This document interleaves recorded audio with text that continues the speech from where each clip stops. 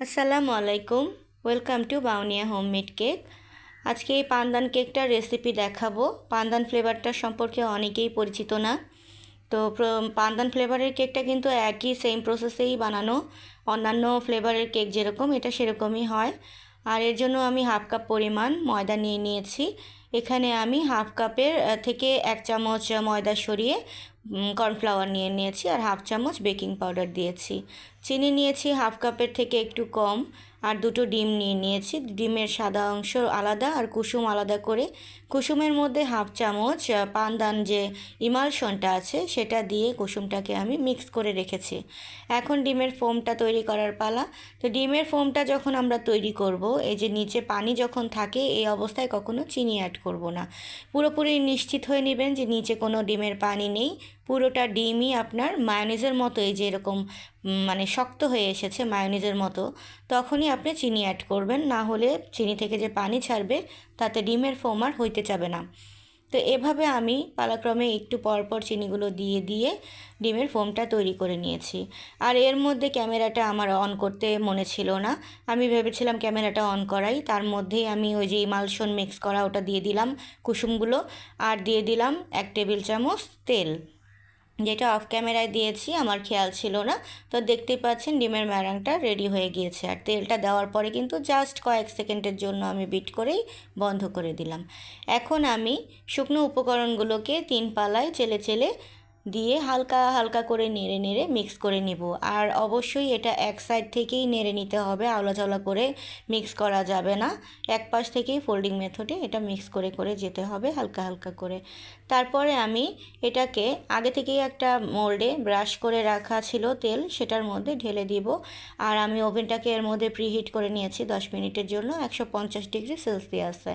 তো আমি এর মধ্যে এটার ময়শ্চারাইজার যেন বজায় থাকে, কেকটার সাথে আমি 1 কাপ পরিমাণ পানিও দিয়ে দিয়েছিলাম পাশে একটা বাটিতে করে, যেন সেটার বাষ্পে কেকের ময়শ্চারাইজারটা ওভেনের ভিতরে ভালো থাকে, বেশি যেন ড্রাই হয়ে না যায়। তো কেকের ব্যাটারটা একটু শক্ত শক্ত হয়ে গিয়েছে ইমালশনটার কারণে। আর এটাকে আমি ছড়িয়ে দিলাম। এটা 6 ইঞ্চির একটা মোল্ড, 5 ইঞ্চিতে করলে ভালো হতো, আমি একটু ফ্ল্যাট করেই করেছি।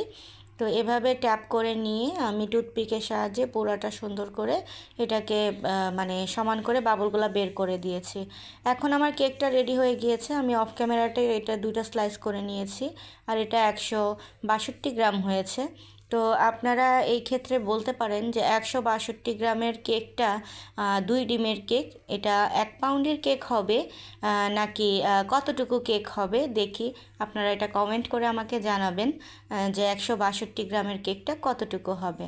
তো এখানে আমি সুগার সিরাপটা তৈরি করছি। সুগার সিরাপে আমি হাফ কাপের একটু কমই বলতে পারেন, 4 ভাগের 2 ভাগ পরিমাণ পানি দিয়েছি। একটু পরিমাণ কমই দিয়েছি হাফের থেকে। তার মধ্যে 2 চামচ চিনি দিয়ে একটু ইমালশন দিয়ে আমি এটাকে একটা সুগার সিরাপ বানিয়ে নিয়েছি। আর এখন আমি কেকটাকে ডেকোরেশন করব। তো এই ক্ষেত্রে আমি আপনাদের কিছু কথা বলি। আমরা 1 পাউন্ড একটা কেক বলতে বুঝি 450 গ্রাম, ধরেন 1 পাউন্ডের একটা কেক।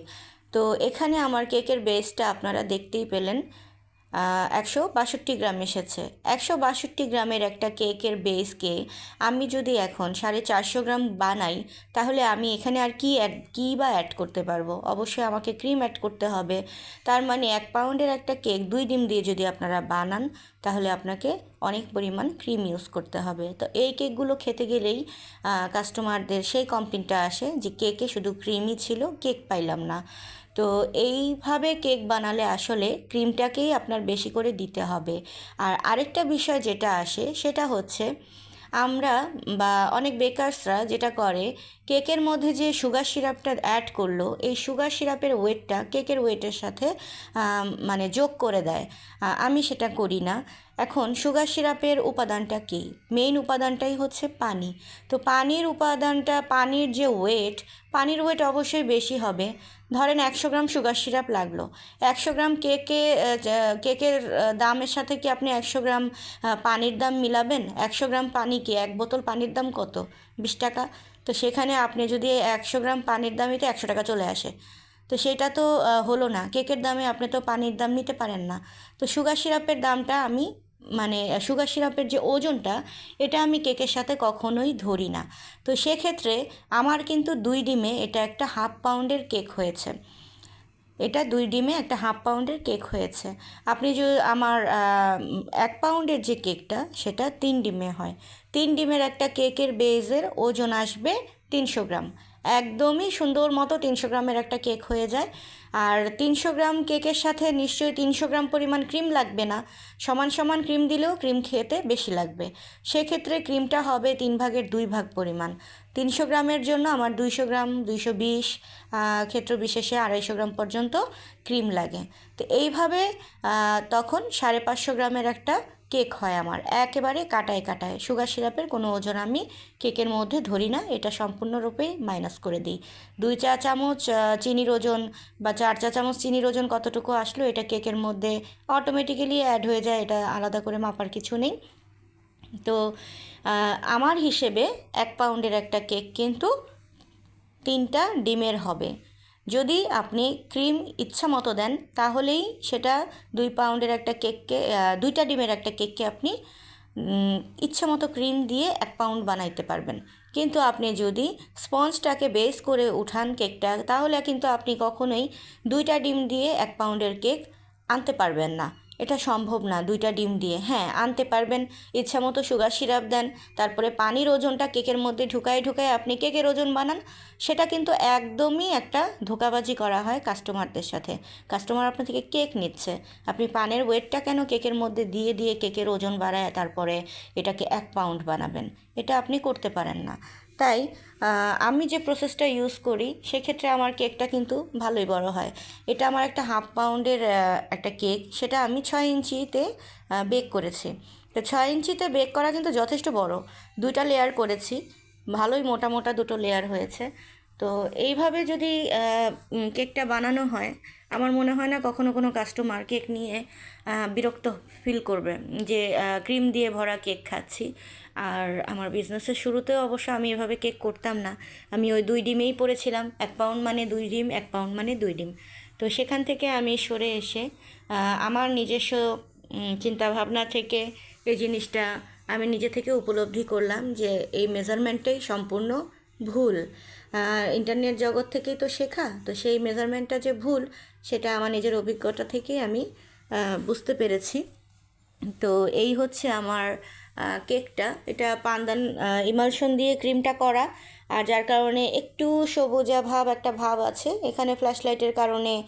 সেটা অফ হোয়াইট টাইপসের দেখা যাচ্ছে, কিন্তু এটা একটু সবুজা ভাব অফ হোয়াইট টাইপসের ছিল।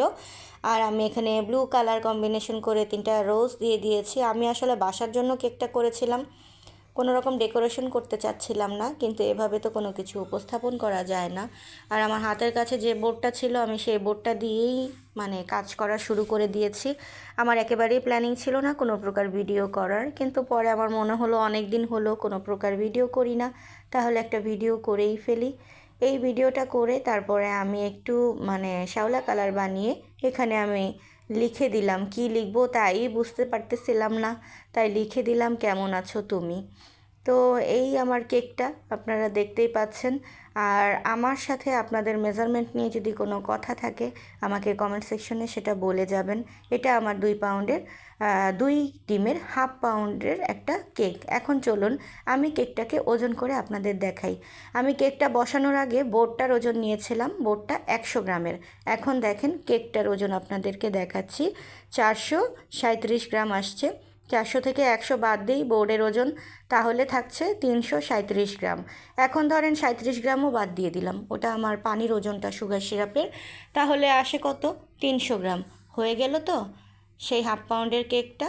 একটু বেশি তো থাকবেই, হোমমেড কেকগুলো সবসময় একটু বেশিই থাকে, কিন্তু এখানে স্পঞ্জের পরিমাণ বেশি, ক্রিমের পরিমাণ কম।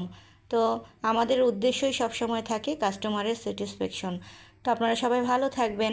খোদা হাফেজ।